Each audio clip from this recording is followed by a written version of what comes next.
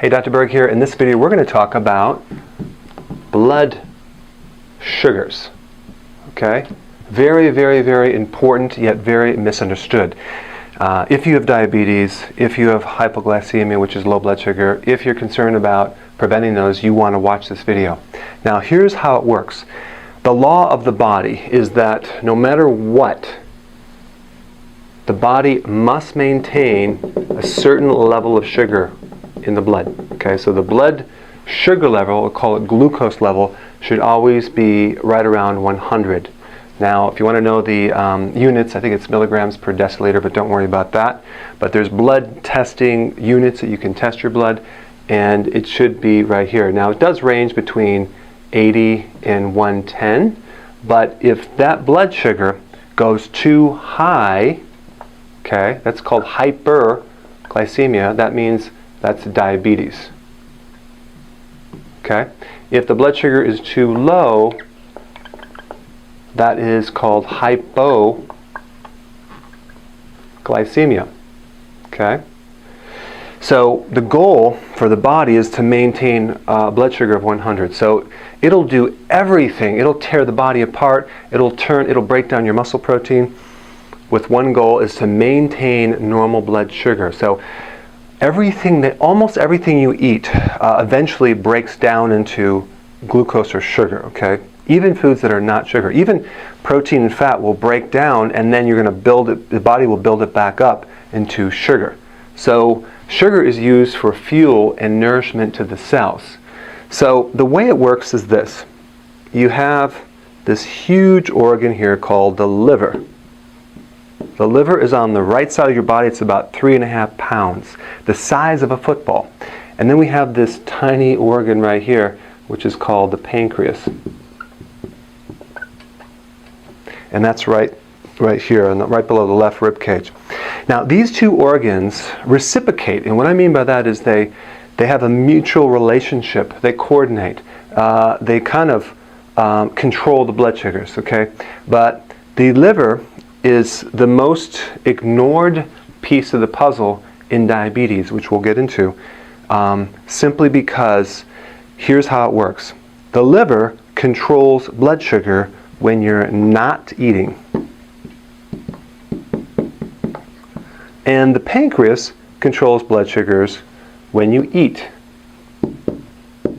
All right? And they go back and forth and back and forth.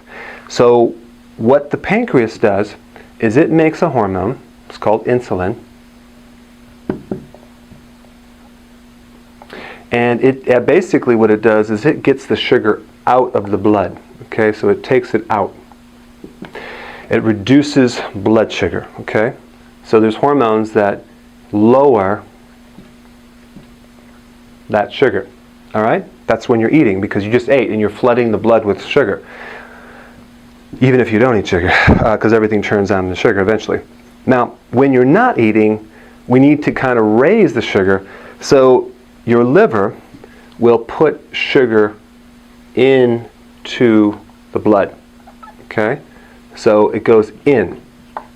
All right? So, and it does it through a hormone that's very similar to insulin, but it does the opposite. And they call that insulin-like growth factor.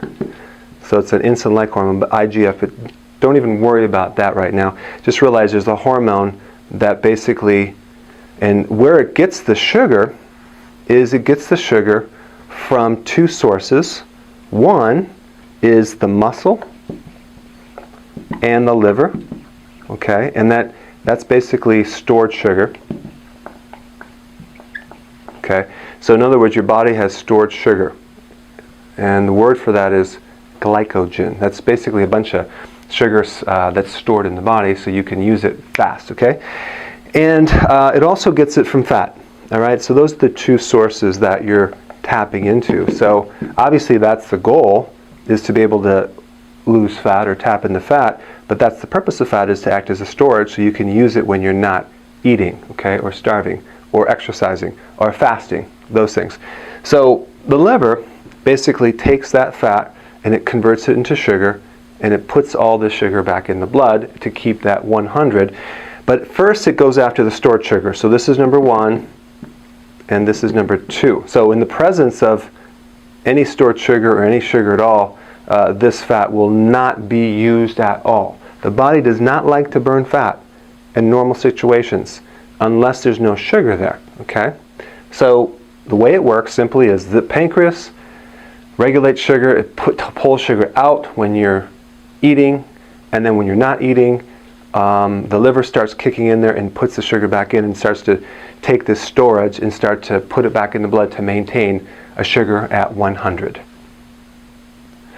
Now let's talk about briefly what happens when that sugar gets pulled out of the blood when insulin goes up. Okay, so there's 3 situations that occur. Number 1, that energy, that sugar could be used as energy, immediate energy. Let's say you're exercising, so you're going to be using up your energy, or during a marathon, the person's eating sugar and it's kind of burning up.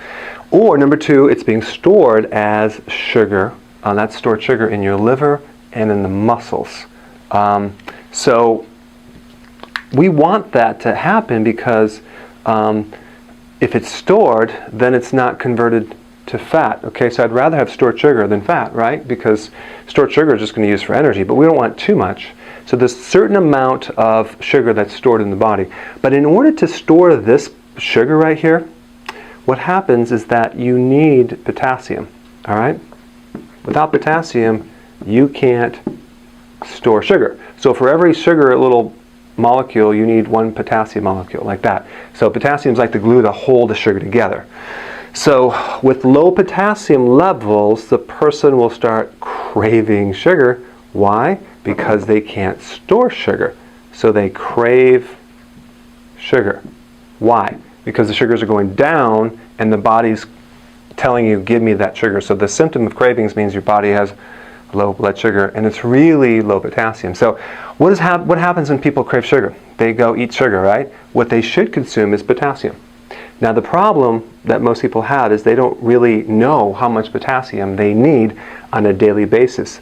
An average body needs 4,700 milligrams. That's a lot. In fact, 1 banana is 400, so you'd have to have 10 bananas. That's not going to work. So we really need, our bodies need 7 cups minimum of vegetable every single day. Now if you're doing 1 cup or 2 cup, it's not going to cut it. And if you're taking a pill, it's like 40 milligrams, you have to have like 100 of them. So we want to do the vegetables. So you can do the kale shake for breakfast as part of it, and then have your eggs, whatever, and then for lunch have this huge salad, for dinner have some more vegetable, but we really want to shoot for 7 cups. And if you're at all interested in managing or improving your blood sugar issues, this is a must, especially if you have diabetes. Okay, so we want stored sugar. And then also, if there's too much sugar to be pulling out, and that sugar's not being used as energy, and you don't have potassium, guess what? It goes right to fat. So it's being converted to fat. So that is one relationship between potassium and fat. If you don't consume enough vegetables or potassium, you tend to gain more fat.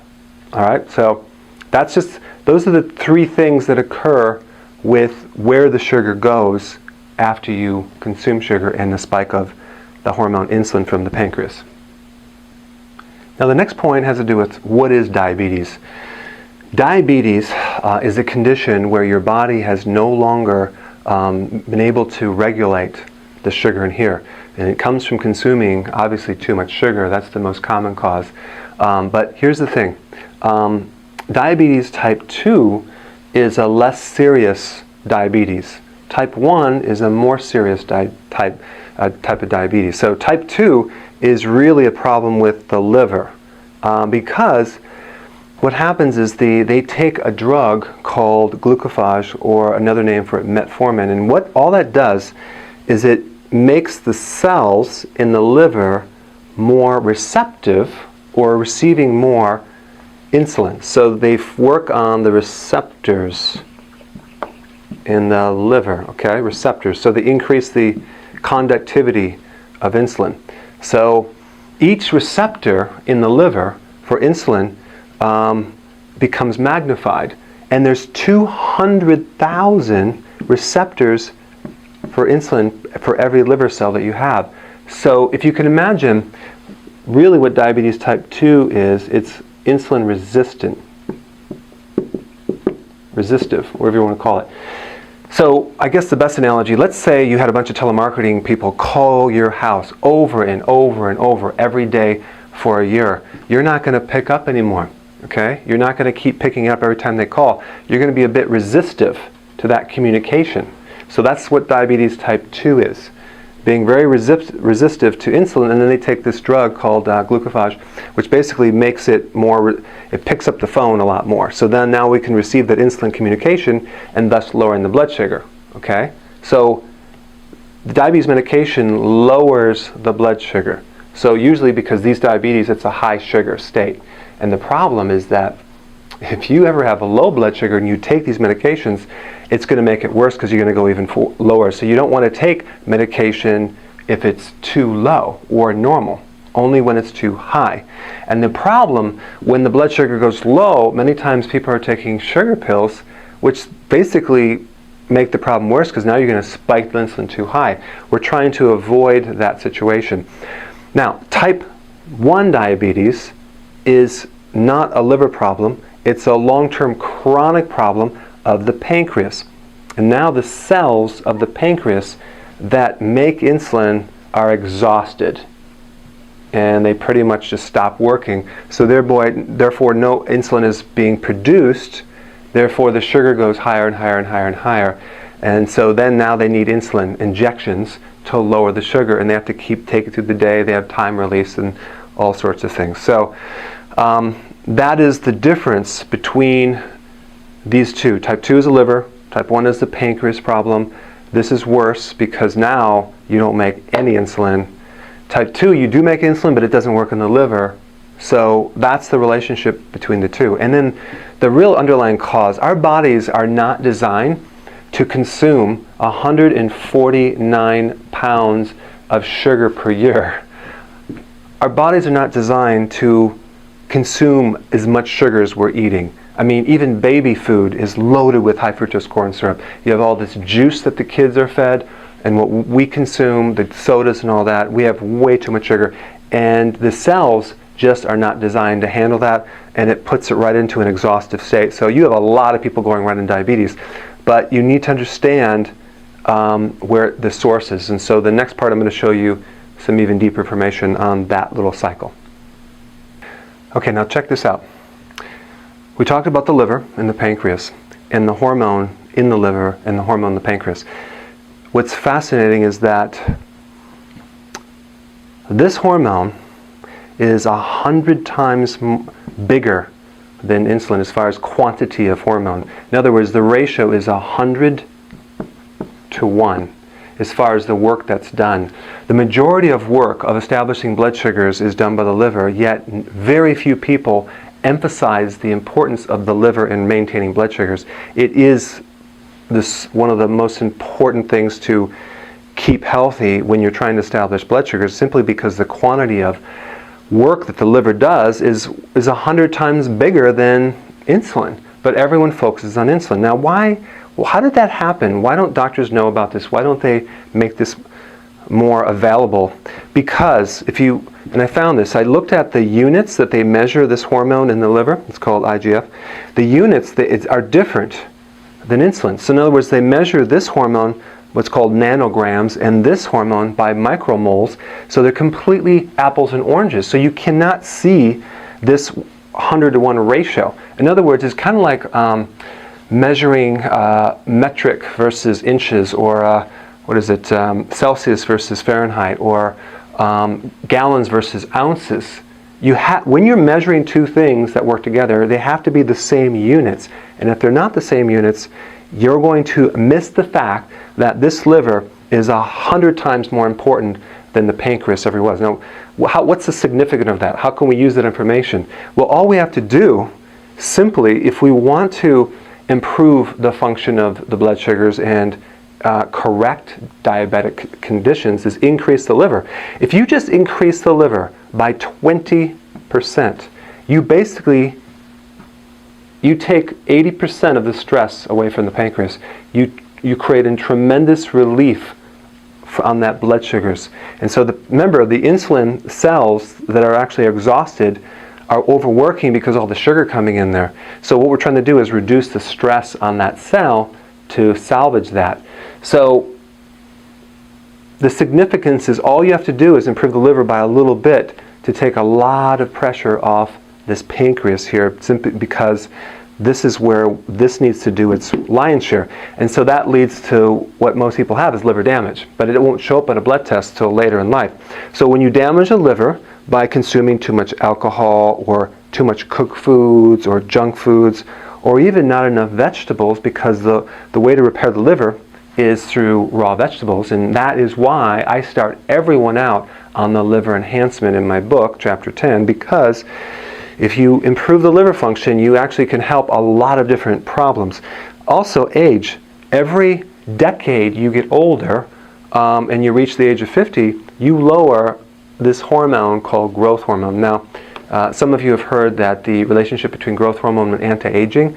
Well, growth hormone is a major trigger for the liver to release this hormone right here that regulates blood sugars.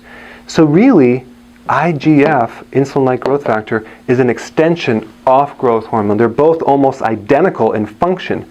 So growth hormone does a lot for regulating blood sugars. So we want to keep this high. And so let's say you're not eating a lot of sugar. Well, it could be that you're just getting older to the fact that the liver's not receiving that growth hormone as much. So there are things you can do to improve it, but the fact that is the growth hormone, when that goes down, you have to be even better on your diet because you don't have the full capacity of that regulation of that liver function. See, growth hormone does three things. It burns fat because it really mobilizes fat for the blood sugars. It also helps you, it's anti-aging, and it protects your proteins. So it's called a protein spare hormone. And what that means is that it prevents your protein from breaking down into sugar and used for fuel. Okay, so it protects your protein. What protein? Collagen. So you avoid getting this loose skin, sagging belly, all that. And also it protects your cartilage and collagen in your knees and your shoulders and these other joints. So it's a very important thing in protecting muscle protein breakdown that's occurring from the cortisol, from the stress. Remember that cortisol hormone, which is very destructive on your cells, when you go through a lot of stress, that will break down your muscle protein, especially in your thigh muscle and your legs. That's why you can't get your thigh muscles toned, because you have too much of this darn destructive cortisol and not enough of that. So we're trying to reverse this process. So how do we do it? Number one, intense exercise is very good, but that would be interval training. Very important to keep growth hormone up. And I'm talking like short little tiny workouts, maybe 30 seconds, resting for 3 minutes, back and forth every other day, versus the treadmill. That will actually enhance growth hormone. Unless you're really, really stressed and you're not sleeping, you're going to have to walk. But eventually you want to work up to interval training, okay? And then number two, sleeping. You need to sleep 7-8 hours to keep this growth hormone really high. And then the next thing is you need to get your liver healthy. You need to do the liver enhancement. You need to really protect your liver and improve it. And so what are the foods that will improve the liver? My favorite is, you guessed it, kale. Everything comes back to that kale, doesn't it? We've talked about that in every single video, and kale is one of the superfoods to heal and protect your liver, because the liver loves the bitter vegetables, and it's low sugar, and it has a lot of properties to restore liver function. And when you have that kale shake in the morning, the liver will improve, and you'll get a lot of potassium, and you'll get more growth hormone, and you'll get less insulin, and you'll crave less, and you'll be able to maintain your age better and prevent the protein breakdown. And I've had lots of people improve their blood sugars by taking kale. So I hope this video helped you understand some of the basics of blood sugars and apply this information, and I'll see you in the next video.